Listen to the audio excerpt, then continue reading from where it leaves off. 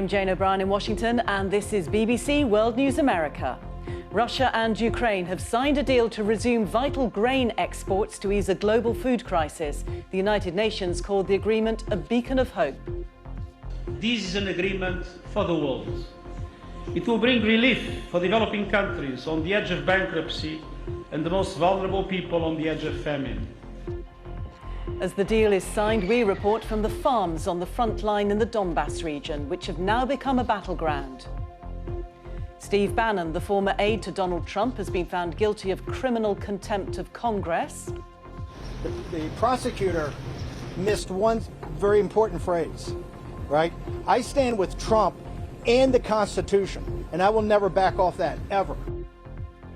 US fuel prices fall for the 38th day in a row, but still remain higher than last year. And in Sri Lanka, a new Prime Minister is sworn in as anti-government protests continue in the capital.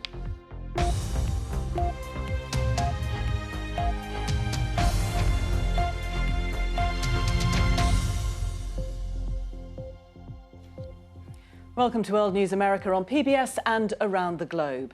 Ukraine and Russia have signed a deal allowing wheat and corn to be exported from Ukrainian ports. It's aimed at bringing down the high price of grain and restoring supplies to countries suffering food shortages. The UN Secretary-General, Antonio Guterres, said it hadn't been easy to reach a deal, but it would benefit everyone. Ukraine is one of the world's largest exporters of cereal crops and oils. Before the war, 46% of the world's sunflower oil, 18% of its maize and 12% of its wheat came from Ukraine, and the poorest countries are most reliant on it.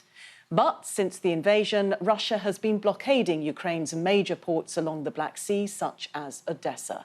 It means that currently some 20 million tonnes of grain are stuck in silos there. Our international correspondent, Orla Guerin, reports.